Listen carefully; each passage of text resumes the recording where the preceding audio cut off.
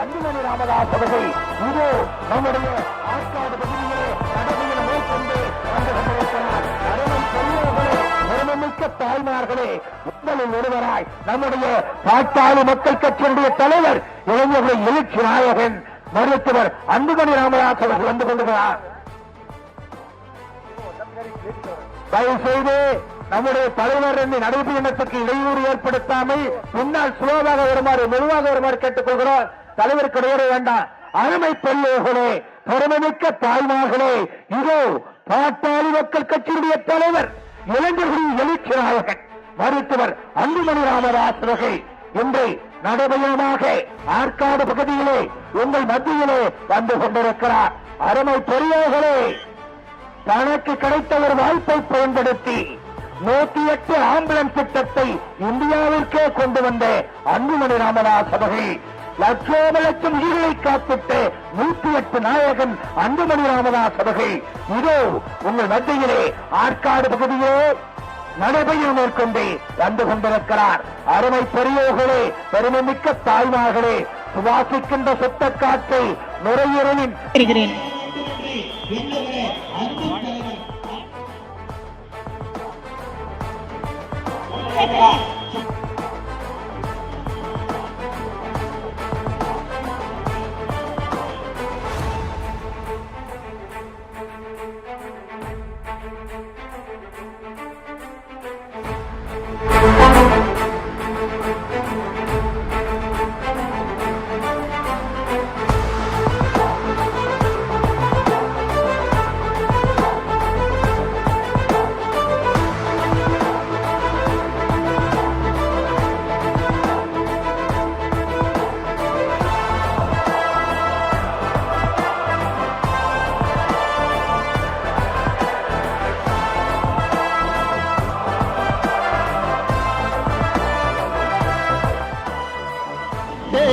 புறப்பட்டு வா.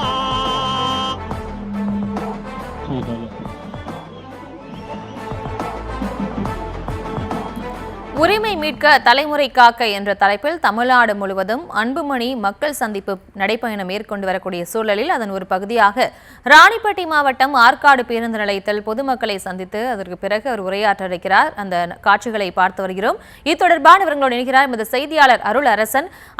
வணக்கம். மேலும் விவரம். நிச்சயமாக தொடர்ந்து 2வது நாளாக ராணிப்பேட்டை மாவட்டத்தில் நடைபயணம் மேற்கொண்டு வரும் பாமக தலைவர் அன்புமணி ராமதாஸுக்கு ஆற்காடு பகுதியில் பெண்கள் வன்னியர்களுக்கு 10.5% இடஒதுக்கீடு அடங்கிய தீச்சட்டி பானையை எடுத்து தலையில் சுமந்தபடி சிறப்பு வரவேற்பு அளித்தனர். அதனைத் தொடர்ந்து அன்புமணி ராமதாஸ் ரோட் ஷோ வழியாக மக்களை சந்தித்து நடைபயணம் மூலமாக ரோட் ஷோ மூலமாக வருகை தந்தார்.